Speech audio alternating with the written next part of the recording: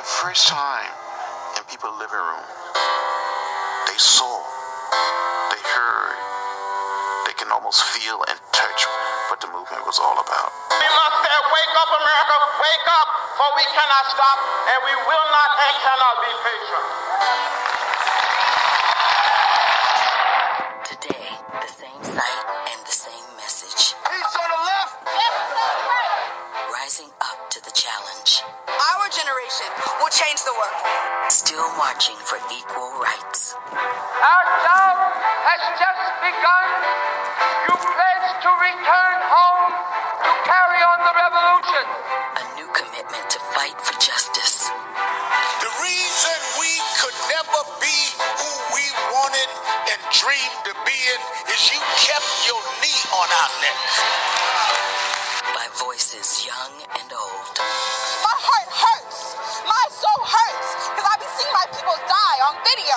That hurts. Together we stand and echo Martin Luther King Jr. I have a dream that one day this nation will rise up, live out the true meaning of its creed. Hands up! We want freedom now.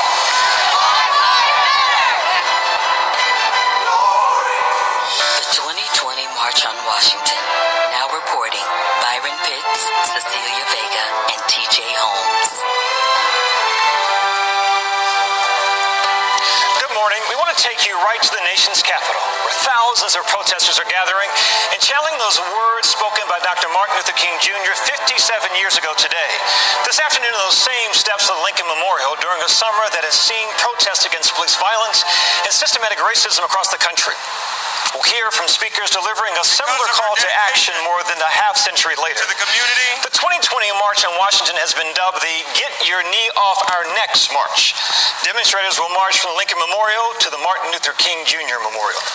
I'm joined by my colleagues Cecilia Vega and TJ Holmes for today's coverage. This is a big day. I'm glad to be here as a part of it with you, my friends. The organizers have made it crystal clear the mission of this march is to restore and recommit to Martin Luther King's dream from 57 years ago. And it happened as a bit of a surprise. Reverend Al Sharpton, he announced the Get Your Knee Off Our Necks march during George Floyd's funeral back in June. He'd said, here we are. Today we will hear from relatives of those killed in police shootings, including Floyd, Breonna Taylor, Ahmaud Arbery, Trayvon Martin, and now family members of the latest name added to this already too long list of officer-involved shootings, Jacob Blake. And TJ, we have been talking about this week. This comes as we are seeing now demonstrations erupting in the wake of Blake's shooting.